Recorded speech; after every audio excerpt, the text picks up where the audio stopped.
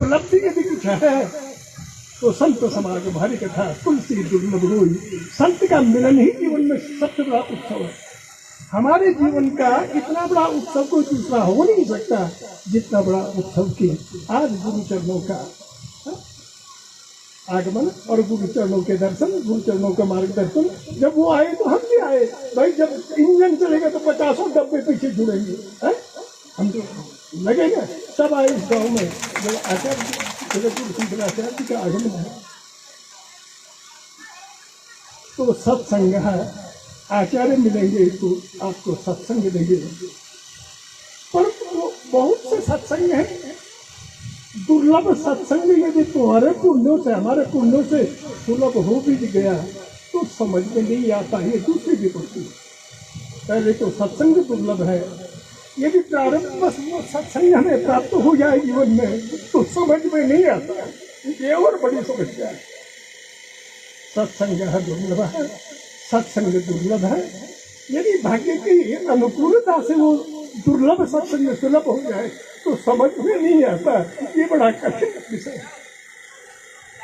और यदि इतने में थोड़ा भी संशय, स्वल्पमप्यस्य धर्मस्य त्रायतो महतो भया, यदि सत्संग का इतना भी समझ में आ गया, इतना, तो महतो भया त्रायते, बहुत बड़े भय से छूट जाए। सत्संग क्या है? सत्संग में भगवान मानने की वस्तु है और संसार जानने की वस्तु है। यही है सत्संग। भगवान जानने की वस्तु नहीं है। जब जब हम अविवेक से ये सोच लेते हैं कि भगवान को जानना है तो वही हम भटक जाते हैं। भगवान सिर्फ मानने की वस्तु है और जानना है तो पग पग में, क्षण क्षण में संसार को जानो, संसार के रिश्तों को जानो। ये है सत्संग। जिसके भगवान में मान्यता स्थिर हो जाएगी उस दिन संसार को ही समझ में आ जाएगा। और जब संसार समझ में आ जाएगा तो जैसे हम जानते हैं इस कोयले से हाथ जलता है, लाल कोयला पकड़ता कोई, बिजली के नंगे तार को छूता कोई। तो इसी प्रकार से जिस दिन आप संसार को समझ जाओगे उस दिन संसार से आप स्वयं मुक्त हो जाओगे। यही संतों का परम प्रसाद है। भगवान शंकराचार्य ने कहा पुनरपि जननी पुनरपि जननम पुनरपि मरणम पुनरपि जननी जठरे शयनम यह संसारे खलु दुष्टारे कृपया गारे पाहि मुरारे। हे मुरारे, अपनी कृपा करो और इस भव बंधन से मैं निवृत्त करो। जन्म में जो दुख है उससे 1000 गुना कष्ट होता मरने में, और जो मरने में कष्ट है उससे 1000 गुना कष्ट होता गर्भवास में। इसलिए संत चाहते हैं कि जन्म मरण और गर्भवास सदा के लिए छूट जाए। और यदि इस महान विपत्ति से छूटना चाहते हैं तो एक बात भाग्योदय न बहुजन्म समर्जितेन सत्संगमं हि लभते पुरुषो यदा वै अज्ञान हेतु कृत मोह महांधकार नासं विधाय हि तदोदयते विवेका। तदोदयते विवेका। विवेक का तब उदय होगा जब संत समागम होगा, हरि चर्चा होगी और हरि चर्चा से भीतर ज्ञान का संचार होगा और ज्ञान के प्रकाश से सारी भटकन नष्ट हो जाएगी। मैं शायद बहुत ज़्यादा बोल चुका हूँ। आपने हमसे बुलवाया, महाराज जी की परम कृपा बनी। महाराज जी है अपनी प्रेरणा। मैं तो मर गया था बुढ़ापे से, एकदम जवान हो गया तो लगता ही नहीं 80 पीने वाले हैं। बोले भगवान बद्री विशाल की। एक बात बता दूं, दिल्ली जी ने सबको निमंत्रण किया है। टेलीफोन नंबर ले लेना, सारी व्यवस्था भी दिल्ली बद्रीनाथ में करेंगे।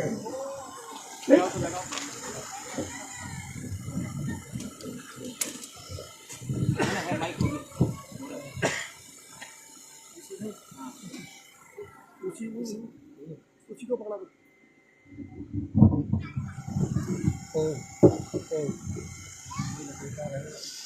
आप सभी ने ज्योतिर्मठ के धर्माधिकारी आदरणीय श्री जगदम्बा प्रसाद सती जी को श्रवण किया।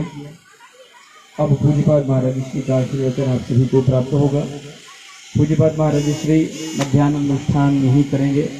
जो साथ में परिकर पधारे हैं वो सब प्रसाद लेकर के यहाँ से फिर आगे महाराज श्री प्रस्थान करेंगे नंदकेसरी होते हुए बाण गांव की ओर, और आज रात्रि प्रवास वहीं होगा। ये यात्रा अद्भुत यात्रा है। इस तरह की यात्राएं कम होती हैं।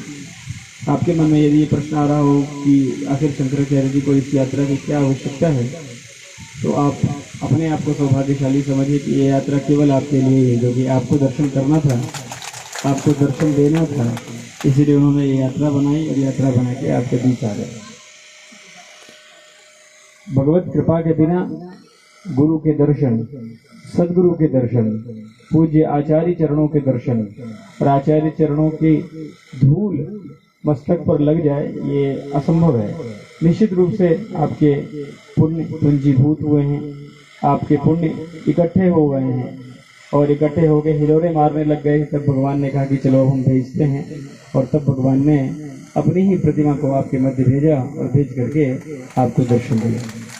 कहते हैं कि जिस समय श्री ध्रुव जी महाराज तपस्या करने के लिए कठोर व्रत उन्होंने अपना लिया, एक समय ऐसा आ गया कि सभी देवता परेशान हो गए कि महाराज अब क्या होगा क्या होगा, धरती तो हिलने रही, डगमगा रही। सब ब्रह्मा जी के पास गए, ब्रह्मा जी भगवान विष्णु के पास गए। भगवान ने कहा चिंता मत करो, जल्दी ही हम अपने भक्त को दर्शन दे रहे हैं ताकि तुम्हारे मनोरथों को पूर्ण करें। तो जब भगवान विष्णु ध्रुव जी महाराज के सामने आए, कहते हैं कि ध्रुव जी के पास 5 वर्ष के बालक थे। किसी कक्षा में जाकर के उन्होंने कोई अध्ययन नहीं किया था कि उनको कोई शब्द शैली पता हो, कोई भाव पता हो, कुछ नहीं पता था, लेकिन कुछ बोलना चाहते थे। पहले तो जब भगवान उनके सम्मुख खड़े हो गए तो वो आंख बंद करके भगवान के उस नए विग्रह का ध्यान कर रहे थे, जो विग्रह अद्भुत विग्रह है, पीताम्बरधारी विग्रह ध्यान कर रहे थे। भगवान ने देखा कि हम सामने उपस्थित हैं और ध्रुव ने आंख बंद कर रखी है। भगवान ने उस विग्रह को अंतर ध्यान किया। आंख जैसे ध्रुव जी महाराज ने खोला, देखा कि अरे जो विग्रह हमारे हृदय में हम दर्शन कर रहे थे वही सामने। ध्रुव जी महाराज कुछ बोलना चाहते थे लेकिन कोई शब्द नहीं था, कोई व्यवस्था नहीं थी, आखिर कैसे बोले। भगवान ने अपने वेद में शंख ध्रुव जी महाराज के कपोल से स्पर्श करा दिया। वो ध्रुव जी जो आज तक कभी किसी भी गुरुकुल में जाके अध्ययन नहीं किए थे, वही ध्रुव जी महाराज बोलने लगे और उन्होंने बहुत विशाल स्तुति की। तो भगवान की जब कृपा हो जाती है तब जाके भगवान के दर्शन होते हैं। और हमारे भाव हम कैसे कहें आखिर अपने गुरु चरणों में, भगवान के चरणों में, तो उस भाव को कहने के लिए हमें विद्वानों की आवश्यकता होती है, क्योंकि उनके शब्द के नैया के ऊपर, जैसे नैया नदी पार करना हो तो किसकी आवश्यकता, किसी न किसी पतवार, किसी न किसी मल्लाह, किसी न किसी नाव, किसी न किसी नाविक की आवश्यकता है हमको पार कराने के लिए। मतलब हम अपने भाव यदि गुरु के चरणों में समर्पित करना चाहें तो हमको किसी न किसी शब्द की आवश्यकता है, और वो शब्द हमारे धर्माधिकारी जी जैसे जो विद्वान हैं वो शब्द की रचना करते हैं, वो श्लोक की रचना करते हैं, वो पंक्तियों की रचना करते हैं। उनके माध्यम से हम भक्तगण अपने गुरु चरणों में, अपने भगवत चरणों में अपने भाव पुष्प को समर्पित करते हैं। पूज्यपाद शंकराचार्य जी महाराज आज आप सबके ऊपर हुए भगवत कृपा के फलस्वरूप आपके मध्य विराजमान हैं। पूज्य महाराज जी श्री के दर्शन हमारे यहाँ शास्त्रों में बताया गया, श्रीमद् भागवत जी में, कि अधर्म का वास पीठ में होता है। अभी महाराज श्री अपने प्रवचन में बता रहे थे। हम लोगों के यहाँ ये परंपरा है कि हम जब अपने गुरु के चरणों में जाते हैं, यहाँ उत्तर में तो इस तरह की परंपरा नहीं है, दक्षिण में प्रायः आप देखेंगे कि जब कोई पुरुष गुरु चरणों के में प्रणाम करने जाता है तो कमर के ऊपर पूरा वस्त्र जो है निकाल देता है और साष्टांग प्रणाम करता है। भावना ये होती है कि गुरु की दृष्टि हमारे पीठ पे पड़ जाए, और पीठ में अधर्म का निवास है, तो अधर्म का समूल नाश हो जाए, उस दृष्टिकोण से आकर के साष्टांग करते प्रणाम करते हैं लोग। और प्रणाम करने का परिणाम ये होता है, देखिए जैसे हमारे कंप्यूटर में एक रिफ्रेश सिस्टम होता है, रीसेट सिस्टम होता है मोबाइल में, जैसे ही वायरस उसमें प्रवेश करके हमने रीसेट कर दिया, फिर से ताजा हो गया, तरोताजा। तो हमको भी घर रोज हमको झाड़ू लगाना पड़ता है, रोज पोछा लगाना, रोज उसमें परफ्यूम डालना पड़ता है, हर समय ताजगी बना के रखने के लिए शरीर को स्वस्थ रखना पड़ता है।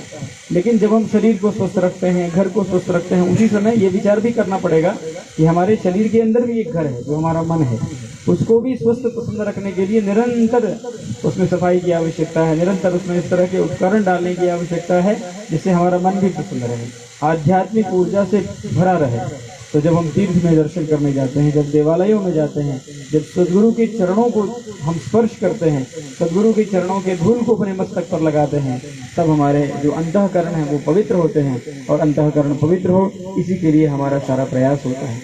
पूज्यपाद शंकराचार्य जी महाराज श्री के दर्शन आप सब कर रहे हैं। अब महाराज श्री का आशीर्वचन आप सभी को प्राप्त होगा। परंपरा अनुसार जैसे हम सब लोग प्रतिदिन जो आजकल क्रम चल रहा है हमारा, हम सभी भक्तों को, क्योंकि हर समय हमारे लिए तो वो नई चीज़ नहीं है जो हम बताते हैं, क्योंकि हमको रोज हर संबोधन में ये बोलना होता है, लेकिन आपके लिए वो नई चीज़ है, क्योंकि आप तो एक ही बार हमसे मिल रहे हैं। अगले कार्यक्रम में नए लोग मिलेंगे, लेकिन हमको तो वही बताना है। तो हम ये आपको बता रहे हैं कि ये जो अद्भुत परंपरा है शंकराचार्य परंपरा, उस शंकराचार्य परंपरा के आचार्य आपके सामने उपस्थित हैं। उनके आशीर्वचन, उनके मार्गदर्शन आपके जीवन में कल्याणकारी होंगे। आइए इस अद्भुत गुरु परंपरा की स्तुति करें, इस अद्भुत गुरु परंपरा की वंदना करें और बड़ी सावधानी से पूज्यपाद शंकराचार्य जी महाराज के चरणों में स्तुति करें। महाराज श्री के आशीर्वचन के अनंतर जो और कार्यक्रम शेष हैं, आशीर्वचन के अनंतर उसको हम लोग अनंतर उसको संपन्न कराएंगे। पूज्यपाद महाराज श्री के चरणों में प्रार्थना है कि पूज्य महाराज श्री आप सभी को आशीर्वाद प्रदान करेंगे। आइए नमस्कार मुद्रा बना लीजिए और एक श्लोक का वाचन करके इस परंपरा में जितने भी जगत गुरु हुए हैं उन सभी को प्रणाम करिए। नारायण समारंभाम शंकराचार्य मध्यमाम अस्मदाचार्य